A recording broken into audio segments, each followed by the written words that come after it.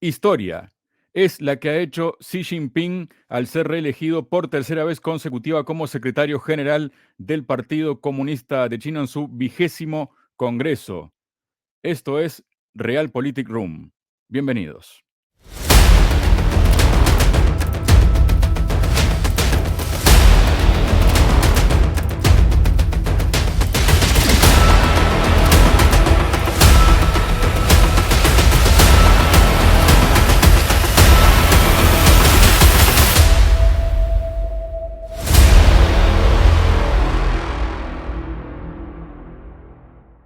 Hola, bienvenidos a otra edición de Realpolitik Room, y en esta ocasión para hablar de China, del gigante asiático, porque ha tenido o se ha dado en ese país un hito histórico y ha tenido lugar en el 20º Congreso del Partido Comunista de China, y es la reelección por tercera vez consecutiva como secretario general del partido, es decir, como presidente de Xi Jinping.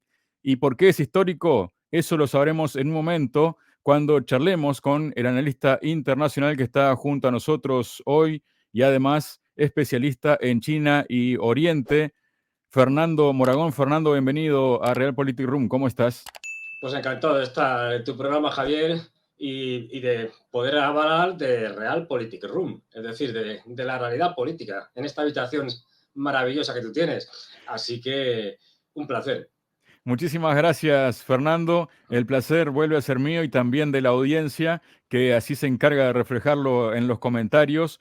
Desde ya, por supuesto, invitamos a la audiencia a que deje sus comentarios, a que deje sus sugerencias y también a que se suscriba al canal. Pero, ¿te parece, Fernando, si comenzamos con algunas de las palabras que pronunció Xi Jinping? Adelante, vamos allá. 无比辉煌，100年大党，风华正茂。我们完全有信心、有能力，在新时代新征程创造令人刮目相看的新的更大奇迹，坚定历史自信，增强历史主动。 敢于斗争，敢于胜利，埋头苦干，锐意进取，团结带领全国各族人民，为实现党的20大确定的目标任务而奋斗。 Aplausos para Xi Jinping, Fernando. Y bueno, después de varias loterías que se dieron sobre todo en el mundo occidental, sobre todo en Estados Unidos, finalmente hubo humo blanco o humo rojo o hubo algún humo ahí, ¿no? Como quieras llamarlo, que ha derivado en esta novedad. ¿Y por qué es interesante el dato, Fernando, de esta reelección para un tercer periodo de Xi Jinping? ¿Qué significa esto? Bueno, me vas a permitir antes hacer el chiste o la gracia, ya que has hecho tú lo del humo blanco, la fumata blanca que elige el Papa y tal.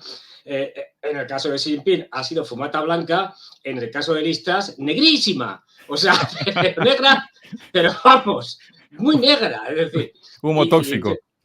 Muy tóxico. Bueno, y ya, si sale Boris Johnson, aquello puede ser un espectáculo circense como nunca se ha visto. O sea, humo blanco en China y una lechuga vencedora en efectivamente. Reino Unido. Hay que constatarlo así. Todas las pruebas indican, y además con notario, de que la lechuga ganó de manera absolutamente... o sea, de manera... En ley. En ley. Es decir, la lechuga. De hecho, se estaba diciendo que en Gran Bretaña se estaban pensando que además del antiguo ministro de Economía, Boris Johnson y tal, proponer a la lechuga para que gobernara como primera ministra del Reino Unido, que lo haría mejor. Eso no cabe la menor duda. Pero bueno, ya vamos a entrar con China y con Xi Jinping, donde por el momento no hay lechugas en competencia. Pero bueno, efectivamente, o sea, ahí en el vídeo que has puesto... bueno, es de una necesidad extraordinaria, quiero decir, porque dice muchas cosas en un poquito tiempo, dice un montón de cosas interesantes, hace referencia a la historia del partido y al partido, a la historia de China, más allá incluso del partido, y las señala como dos historias de éxito. Aunque haya tenido, en el caso de la historia china, esos momentos de medio colonización o de debilidad que se resuelven con la llegada del Partido Comunista al poder en 1949. Es decir, que después de una guerra civil. Es decir, que retoma por un lado la idea de la historia de China. La historia de China es milenaria, es de éxito, aunque hayamos tenido ese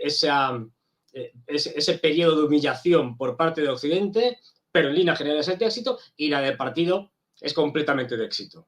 Es decir, desde que llegamos al poder, aunque ha habido errores, por ejemplo, el famoso tema de Mao, dentro del Partido Comunista más o menos, se suele decir que la figura de Mao, ¿cómo se la valora actualmente, ¿no? Desde el punto de vista oficial, digamos, del Partido Comunista? Bueno, la figura de Mao suele decir que aproximadamente hizo un 70% de cosas buenas y un 30% de cosas malas, donde se incluía la revolución cultural, claro. Y el gran salto adelante fue otro error. Pero dicen, no, lo fundamental que fue ganar la guerra civil, bueno, levantarse primero contra los nacionalistas y contra los señores de la guerra que había en aquel momento, la Segunda Guerra Mundial, la lucha contra Japón, etcétera. Esto lo hizo bien. Luego tuvo equivocaciones, pero bueno, esta es la postura oficial, más o menos, del Partido Comunista. Y en este caso, como señalábamos, lo que ha decidido el Congreso es cerrar filas ante una figura, que es Xi Jinping, que va a tener un poder gigantesco, como no lo ha tenido ningún otro presidente desde Mao o Deng Xiaoping, que es el creador de esta nueva etapa del Partido Comunista. Y donde, ya digo, ahí señalaba muy también certeramente lo de vamos a encontrar desafíos y tendremos que ser fuertes. Es decir, ya te está señalando el momento actual. Es decir, por una parte te señala la historia, digamos, nos empuja hasta detrás, tenemos una historia de éxito, y por otro lado, cuidado, esto que nos viene ahora va a presentar desafíos, va a presentar problemas, lo vamos a pasar difícil. ¿Por qué? Porque tenemos, aunque no lo nombre, pero está claro, tenemos a Estados Unidos que nos ha lanzado una guerra híbrida. Y esto va a hacer que pasemos por situaciones muy complicadas. Fernando, este 20º Congreso también lo que ha tenido, según los entendidos, es que ha desalojado del poder al lobby pro-estadounidense, ¿no?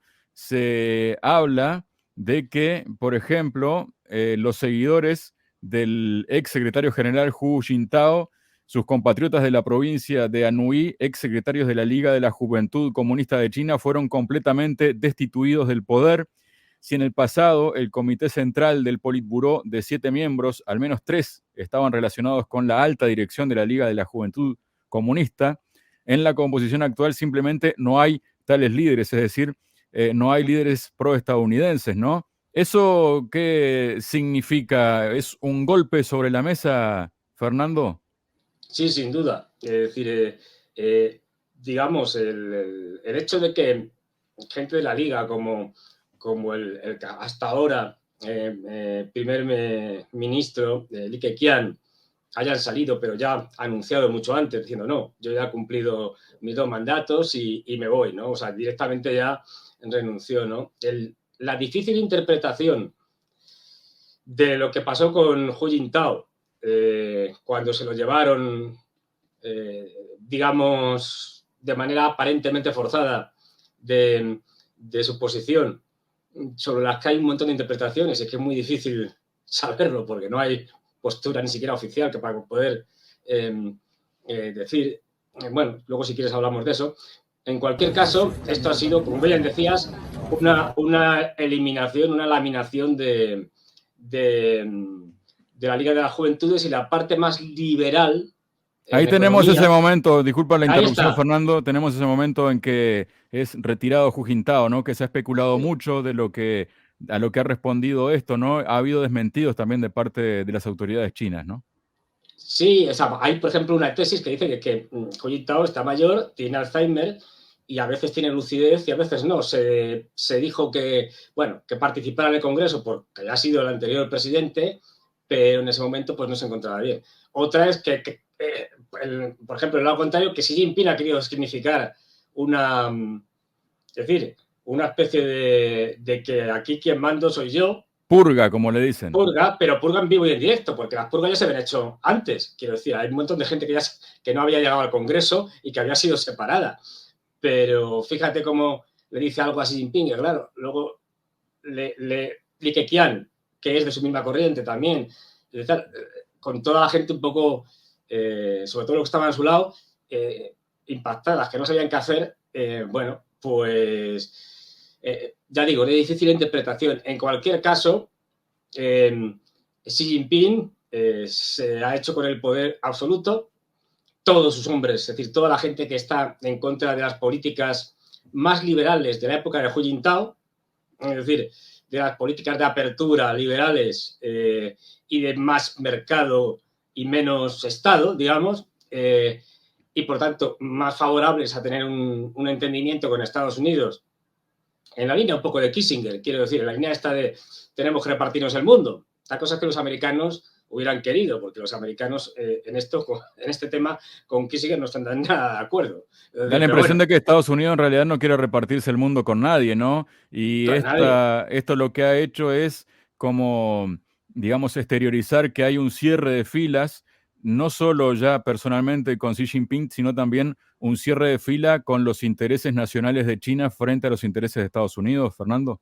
Efectivamente, quiero decir, es la postura, en este sentido, la postura de Estados Unidos ha ayudado a Xi Jinping. Es decir, en el sentido de que China se ha visto ante un periodo muy conflictivo en el que puede haber ya no solo una guerra híbrida como ahora, sino una guerra tradicional, convencional, fundamentalmente por el tema de Taiwán, pero no solo. Hay más posibles escenarios de conflicto. Y por lo tanto han cerrado filas. Es decir, han dicho, necesitamos un hombre fuerte con todo el poder que se enfrente contra Estados Unidos, que no lo olvidemos, sigue siendo la potencia hegemónica mundial. A veces decimos China, y es verdad, China ha hecho verdaderas milagros económicos. O sea, si vemos la China de la que coge Deng y la que ahora, es que no se parecen. En este periodo han conseguido sacar de la pobreza a cientos de millones de chinos. Es decir, algo que no se ha visto en la historia. Pero, claro, esto Estados Unidos no está dispuesto a permitirlo, no está dispuesto a que China tome el relevo hacia un mundo más multipolar y sobre todo, no está dispuesto a perder esa hegemonía mundial que tiene, sin la cual Estados Unidos se vería muy perjudicado. Esa hegemonía mundial que tiene, gracias al armamento, al dólar, a que es el centro financiero mundial, etcétera, es lo que le permite estar así, tener una deuda gigantesca y cosas de estas. Es decir, porque son el poder, el centro del imperio. Si China termina desplazándolos, tendrían muchos más problemas. Y eso es lo que va a ocurrir si no interviene Estados Unidos, como ya está interviniendo, primero a través de una guerra económica, y ya digo, y en su momento yo soy de los que creo que también, digamos, lanzará una guerra tradicional, convencional, militar, clásica, digamos. Y además en muchos organismos norteamericanos se habla ya de hace tiempo, de la idea de tener dos grandes frentes militares en el mundo y de hacer, de alguna manera, enfrentarse a esos dos grandes frentes, valga la redundancia. Uno, el que ya está abierto, el que tenemos en Ucrania a través, en este caso, de Ucrania, es decir, de Ucrania-Estado, que es un país próximo, una guerra por delegación, con los europeos también implicados fundamentalmente enviando armas y financiación, pero que además cada vez es... antes era una guerra, digamos, llegó un momento en que era una guerra en que prácticamente lo ponían los hombres, porque el material bélico, la financiación, los instructores lo ponen Estados Unidos, Gran Bretaña y los europeos, pero ya ni siquiera ponen todos los hombres, ya hay cada vez más participación de soldados europeos bajo la etiqueta de mercenarios, pero que muchos de ellos son militares convertidos en exmilitares para para ayudar a las tropas bolivianas. Bueno, pues lo mismo seguramente vamos a ver con el tema de Taiwán. Taiwán es una línea roja para China y para Xi Jinping, y los americanos van a intentar que esa línea roja la traspase, provocando incidentes, provocando cualquier tipo de acción, sea real o inventada, pues estos son especialistas, para que China de alguna manera no le quede más remedio que intervenir militarmente. Y en esto están presionando en el Mar del Sur de la China, que es otro posible escenario de conflicto, en Xinjiang, que por cierto no habló, Xi Jinping de Xinjiang, donde ahora mismo en Asia Central hay una inestabilidad latente grande, y eso se puede trasladar a China. Estados Unidos está atacando, digamos, en todos los frentes, en todos los niveles. El económico, el militar, el de la ciberseguridad o la ciberguerra, el de la propaganda, el de las fake news. Está echándolo todo. Y va a seguir así. Entonces, Xi Jinping aquí, lo que yo creo que los chinos han entendido, por traerlo un poco a la cultura occidental, lo que los romanos ya hacían hace mucho tiempo, en la época de la República, y es elegir un dictador. El origen del dictador, del término dictador y de la función del dictador, era una magistratura especial que se elegía por 2 años, no renovables, digamos, en la antigua Roma, en la Roma republicana, ante una emergencia enorme. Por ejemplo, cuando llega Aníbal, es decir, ahí se elige por 2 años a Fabio Dictator, es decir, porque se le da todo el poder para hacer frente a un peligro que ya está ahí, inminente. Yo creo que los chinos han hecho algo parecido, es decir, han elegido un poder sólido que sea capaz de hacer frente a los Estados Unidos. Vamos a ver qué pasa, porque esto supone además una reafirmación de un camino que a los Estados Unidos no les gusta nada. No solo porque sea un camino independiente, un camino soberano, sino además porque es un camino que va en contra del capitalismo tal y como lo entienden los anglosajones, del capitalismo financiarizado, construido sobre la nada, sobre productos financieros que al final pues, detrás no tienen nada prácticamente, endeudado, en un modelo en el cual el mercado manda sobre la política, es decir, y justamente lo que está haciendo Xi Jinping es corregir esa etapa liberal de Hu Jintao, darle un toque a las grandes multinacionales chinas que se estaban saliendo un poco de madre y estaban empezando a querer mandar más que el partido, y les dijo, no, hasta aquí hemos llegado. Es el caso de Jack Ma, ¿no? Donde le dieron una corrección notable después de que defendiera justo esa tesis, y de Alibaba. Y lo que ha señalado Xi Jinping es que no, de ahí sus referencias al marxismo, tal, etcétera, que ha hecho. Lo importante no es el mercado, lo importante es la dirección política, que es la que, según ellos, representa los intereses de la sociedad. De ahí sus ideas de un socialismo con características chinas que defiende, ¿no? Esto, evidentemente, ahora se ha consagrado estas ideas de Xi Jinping de un Estado fuerte que controla el mercado, que lo somete, digamos, a los intereses políticos y, por lo tanto, a lo que se supone que son los intereses de la gente frente a los intereses de beneficio. Ahí tenemos también un enfrentamiento ideológico y económico con el modelo norteamericano. Luego, más razón para los norteamericanos para atacar a China, que encima ha hecho un modelo con una economía nacionalizada o estatal muy importante y que además funciona. Y esto es lo grave para los norteamericanos, que funciona y que sigue funcionando a pesar del problema del COVID-0, de tal, sigue funcionando. Y en el momento que, como se decía antes de Estados Unidos, se puede decir ahora de China, en el momento que China estornuda, los demás se constipan. Eso es para los globalistas, para los anglos, es algo que no se puede permitir. No se puede permitir una alternativa. Justamente a propósito de esto que estás comentando, ¿no? Quiero compartirte contigo y con la audiencia unos titulares de periódicos que tal vez reflejan lo que se está sintiendo en Occidente con este resultado que tal vez podría ser esperable, pero no era el que querían en definitiva, ¿no? Ahí está la CNN, ¿no? Sí. Dice el titular que son revelados los nuevos líderes, ¿no? Y Xi Jinping elimina a los rivales. Después también se puede leer que en el diario El País tenemos allí, ¿no? Xi es coronado como el líder chino con más poder desde Mao, con vistas a continuar al menos hasta 2032. Es en lo que se reafirman en Occidente, ¿no? Tanto que hablan de eso de perpetuarse en el poder, ¿no? Unos términos que, por ejemplo, no han usado con Angela Merkel, quien estuvo 16 años en el poder y que podría haber estado 20 si no hubiera cometido errores políticos, por ejemplo, con el tema de los refugiados, ¿no? Más titulares aquí que muestran, ¿no? Es el chiismo de la enésima potencia, ¿no? Hay otro titular allí.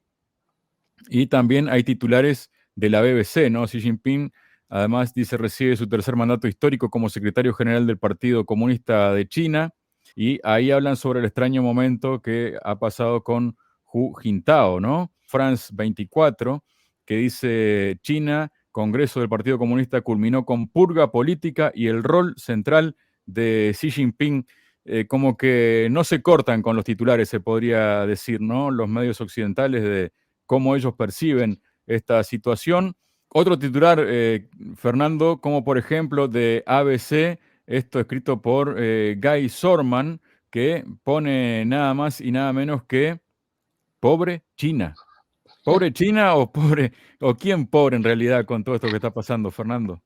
Pobre China, en fin, ya nos gustaría a nosotros tener el futuro que tiene China. Pero bueno, pobre China, no. Si se refiere en cuanto a pobre, ahora es menos pobre de riqueza, ahora es menos pobre que hace 10 años y que hace 20 ni te cuento. Es decir, que por ahí, por ese sentido, no hay posibilidad de poner pobre China, no, porque China cada vez es menos pobre. Y por otro lado, si lo que se quiere decir es que, ¡ay, qué desgracia! Los chinos se van a ver abocados a... Vamos a ver. No sé, parece que están descubriendo América o algo así. Es decir, ¿qué pasa? Que ahora se han enterado de que China es una autocracia.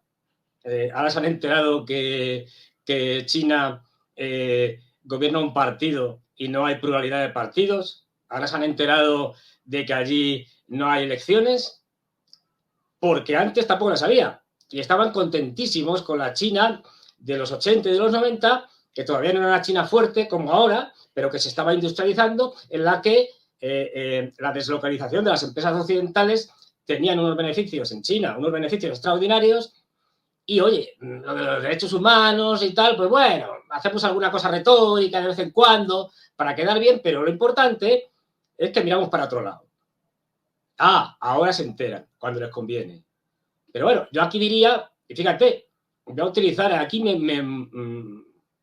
algo sin precedentes en mi caso, es decir, pero bueno, voy a citar al Parlamento Europeo, por cierto, el único órgano de la Unión Europea que es elegido democráticamente, el resto nada, pues justamente ese órgano democrático, entre comillas, pues que suele ser por otra parte un sitio donde van todos los políticos quemados, en los partidos políticos de los diferentes ámbitos. O sea, cuando un político no sirve para nada, lo mandan a la Unión Europea, o está quemado públicamente por corrupción. Retiro de oro, retiro dorado. Efectivamente, nunca mejor dicho. Bueno, pues resulta que calificó a la díscola, entre comillas, a la díscola Hungría, de que aquello era una autocracia electiva. Es decir, que cada 4 o 5 años eliges el autócrata. Es lo más que te permiten. Pues yo esto lo hago extensivo a toda Europa y a todas las democracias occidentales, que son autocracias electivas. O sea, te permiten elegir el autócrata cada 4 o 5 años, depende del país, pero eso no sigue siendo una autocracia. Es decir, lo de la división de poderes de Montesquieu, eso no se ha cumplido nunca, ¿no? Y si se hacía una crítica seria al comunismo, cuando se decía, es que el comunismo, la Unión Soviética o China y tal, no ha cumplido con lo que prometía desde el punto de vista del comunismo, pues igual se puede decir de las democracias liberales. Es que las democracias liberales no han cumplido nunca lo que prometían. La separación de poderes nunca ha existido. Las elecciones, prácticamente no se puede encontrar un país donde las elecciones sean verdaderamente democráticas. Luego tenemos residuos de la época del antiguo régimen, como reyes vitalicios en algunos países, ¿Qué es la cosa más antidemocrática que uno puede ser? Algo vitalicio.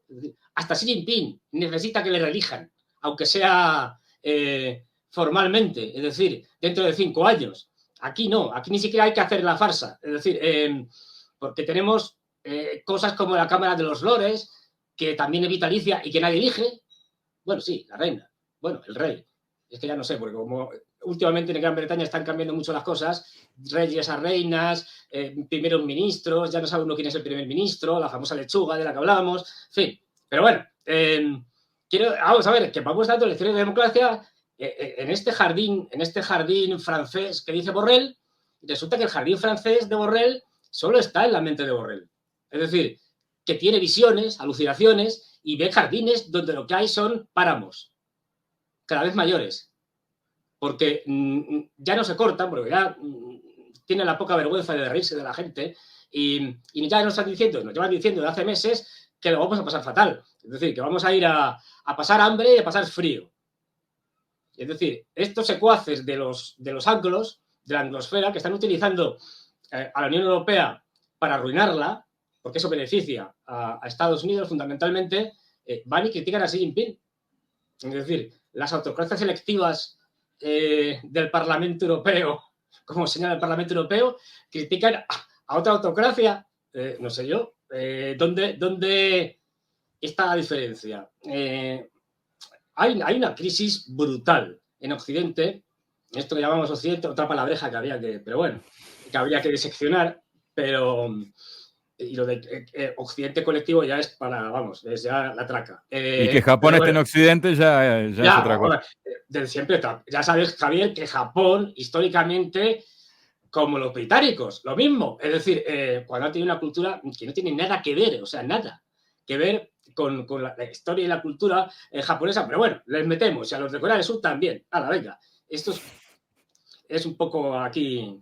Pero en fin, bueno, aparte de estas cosas que no son pura propaganda y definiciones ajustadas a tus propios intereses, según se van sucediendo las cosas, lo que tenemos es que justamente, es decir, el jardín que decía este Borrell ahora mismo es un páramo y todo al servicio de Estados Unidos. Fíjate que hay una diferencia. Los líderes chinos lo pueden hacer bien, lo pueden hacer mal, se pueden equivocar y meter la pata hasta el final, pero en principio hay un concepto que tienen que es básico. De ahí que haya triunfado, digamos, la tesis de Xi Jinping frente a los más liberales, o a la más de mercado, digamos. Y es que, en última instancia, y por eso entienden los derechos humanos de otra manera distinta a lo que entendemos en Europa o en Estados Unidos, el derecho fundamental o los derechos fundamentales no es individual, en el sentido de que, y sobre todo no es la posibilidad de elegir democráticamente. Eso podrá llegar o no podrá llegar, pero el principal derecho para los chinos es el derecho a la subsistencia. De ahí que se hayan esforzado y hayan sacrificado, digamos, el resto de derechos, porque si no tienes la capacidad de subsistir, de comer, de beber, de tener un techo, no hay libertad. Eso es una falacia. La libertad viene en el momento que puedes garantizar que tienes que comer, que beber y un techo para cubrirte, porque si no vas a estar empleando las 24 horas del día durante todo el año en buscar comida para hoy. Y si la encuentras ya, estás satisfecho. No vas a tener tiempo para la política. Es decir, luego ellos anteponen esa defensa, digamos, de valores fundamentales, sociales, frente a otros valores. Que ya digo, que luego se pueden equivocar y tomar decisiones absolutamente desastrosas, pues claro, también las toman aquí democráticamente desastrosas, suele ser lo más habitual últimamente. Pero cuidado con hacer las críticas a China, porque estamos haciendo unas críticas sin saber realmente lo que es China, de dónde viene y cuáles son sus prioridades. Y luego, sin embargo, estamos defendiendo unas democracias en las que cada vez hay menos libertad, porque en la línea de lo que estaba diciendo, cuanta más pobreza y desigualdad hay en Occidente, menos libertad real existe.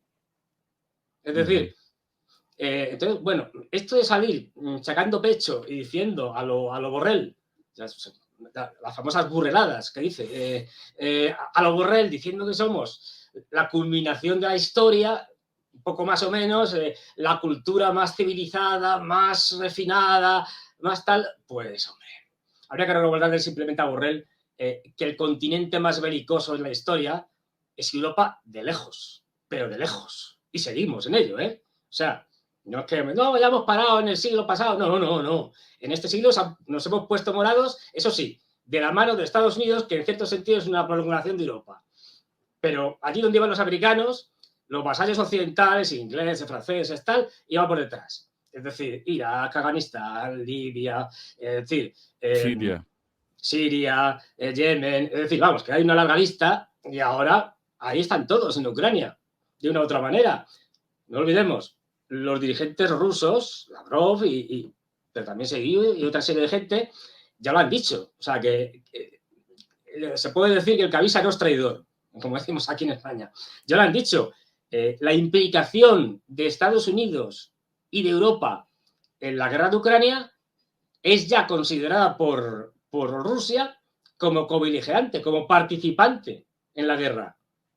Con lo cual, si lo creen necesario, que puede que sí, que puede que no, en algún momento pueden responder a Europa y a Estados Unidos, pero por lo que nos atañe, dado que estamos en Europa, a Europa con medidas militares.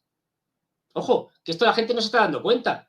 Es decir, que perfectamente, si quisieran, puesto que además es un hecho, que estamos allí, ya digo, ya es que no solo financiamos, no es que mandemos armamento, casi todo el armamento que están ya utilizando los ucranianos es occidental, porque el otro ya se desapareció, fue destruido. Es decir, o el poco que les queda de época soviética mandado por antiguos países del Pacto de Varsovia, ahora en la Unión Europea y en la OTAN. Bueno, pues es que ya tenemos cada vez más, entre comillas, mercenarios, que es una forma de camuflar a operativos, por ejemplo, del MI6 o de la CIA o de fuerzas especiales operando allí. O compañías militares privadas que están también operando ahí. Es decir, ¿qué más quieres? Es decir, ojo, esto, ya digo, puede que no pase nada o puede que sí, dependerá cómo evolucione la situación en la guerra de Ucrania. Pero aquí en Occidente nos están contando una película, tanto de China como de Rusia, como de la guerra de Ucrania, absolutamente irreal. Y luego nos encontraremos con las sorpresas, entre comillas. Es decir, cuando pues este invierno empecemos todos a pasar frío, hambre, como nos han dicho ya reiteradamente, y la economía europea se esté hundiendo. Porque y esto ya entramos en otra cuestión, pero lo dejo simplemente anunciado, la desindustrialización de Europa va a marchas forzadas, digamos que provocada por Estados Unidos, que le interesa toda la retirada de capitales europeos hacia Estados Unidos. Es decir, de empresas, porque los costes de la energía van a ser menores en Estados Unidos. Es decir, lo que está es vampirizando la tecnología y los capitales y las empresas europeas para salvarse a sí mismo de una crisis económica gigantesca que hasta, por ejemplo, Noel Rubini, que es uno de los Mr. Doom o algo así, o Mr. Doom, es decir, como persona negativa, porque fue uno de los que dijo que en el 2008 iba a haber, 2008-2009 iba a haber una crisis económica tremenda, iban a explotar, pues eso, el mercado inmobiliario norteamericano, etcétera, pues ahora está diciendo que lo del 2023 ya va a ser de órdago. Es decir, que vamos a tener una crisis económica sin precedentes. O sea que y ya digo, lo están diciendo economistas nada sospechosos, capitalistas de mercado y tal, pero que ya todo el mundo eso lo ve. Y aquí en Occidente estamos criticando a los chinos porque tienen interés, ya digo, en elevar, aunque sea solo por egoísmo personal, es decir, si elevas el nivel de vida del pueblo, es más fácil que no tengas protestas. Es decir, porque la gente estará contenta porque progresa. Pero es que aquí ni siquiera eso. Es decir, aquí directamente los políticos de la Unión Europea van a arruinarnos a sabiendas de que nos están arruinando porque están al servicio de los intereses anglosajones. Y bueno, eso es un poco lo que hay. Muchas gracias, Fernando, por tu presencia este día en Realpolitik Room. Gracias a ti, Javier. Es un placer conversar contigo. Uno de los pocos sitios que hay que ver porque no es porque salga yo, las cosas como son. No, porque aquí se dicen cosas muy interesantes. y además con total libertad de expresión, no como los medios de comunicación europeos, donde la libertad de expresión brilla por su ausencia.